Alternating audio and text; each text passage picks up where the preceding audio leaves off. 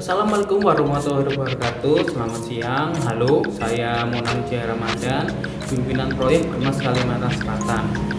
Di sini saya ingin sedikit sharing mengenai Finance for Non Finance sebagai pemenuhan keyword Finance Perumnas 2022.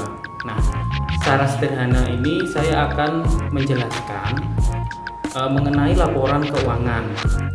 Pertama, mengapa kita harus mengerti atau memahami laporan keuangan? Karena dalam dunia bisnis, perusahaan yang baik adalah perusahaan yang dapat mengelola arus kas, bahkan dapat menumbuhkan kondisi keuangan perusahaan, sehingga bisa meyakinkan para investor agar dapat berinvestasi ke perusahaan serta dengan tujuan utama yaitu adalah laba atau profit.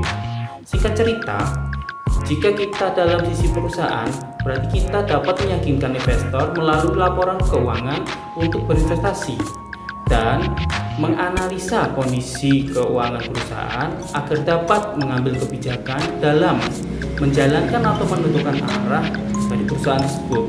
Sedangkan dari sisi investor, kita akan yakin berinvestasi ke perusahaan tersebut dengan melihat laporan keuangan perusahaan.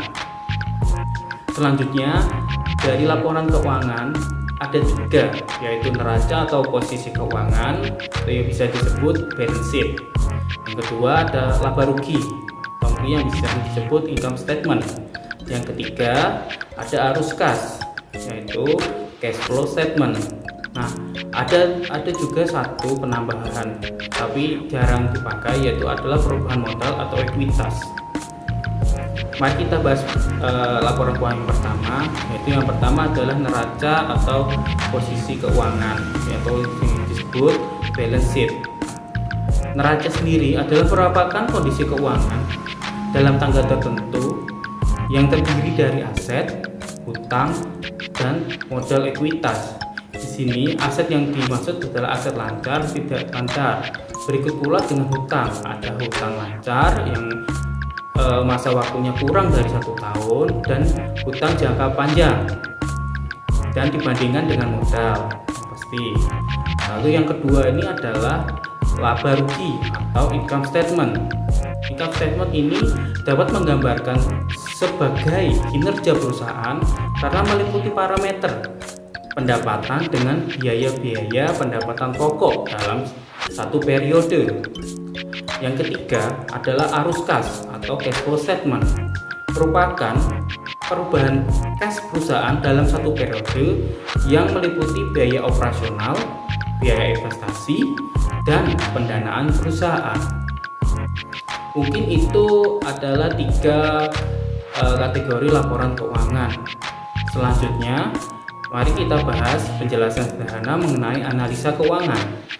Analisa keuangan ini kita dapat memahami laporan keuangan, maka kita juga perlu memahami yang namanya analisa keuangan.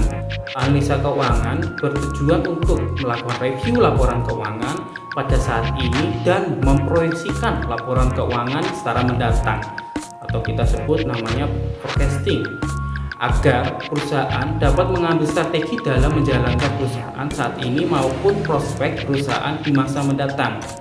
Analisa keuangan sendiri dibagi menjadi 3. Yang pertama, common size atau presentasi global. Yang kedua, rasio keuangan. Yang ketiga, secara feature, ke depan, pandangan ke depan atau forecasting. Mungkin kita bahas yang pertama, analisa keuangan, common size.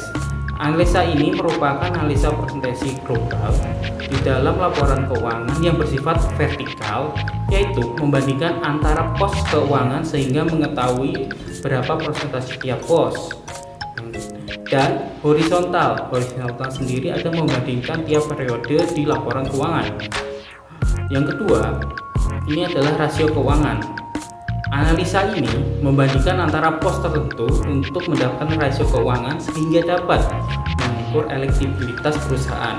Mungkin sebagai contoh adalah return of asset atau sering kita sebut ROA, merupakan perbandingan antara laba bersih dan total aset, di mana agar dapat kita mengetahui sebagaimana perusahaan dapat memanfaatkan aset dalam mendapatkan pendapatan. dan analisa rasio lainnya agar perusahaan dapat terhindar dari kebangkrutan.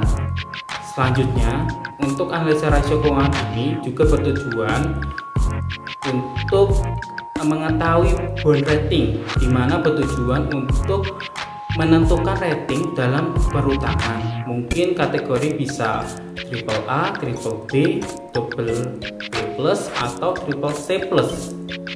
Nah, yang ketiga yaitu adalah future atau forecasting atau mungkin analisa yang ke depan. Analisa ini merupakan prediksi performa keuangan perusahaan ke depan yang dapat bersifat valuasi atau kemampuan perusahaan dalam menganalisa arus kas, sehingga perusahaan dapat dikatakan sebagai perusahaan yang kategori sehat.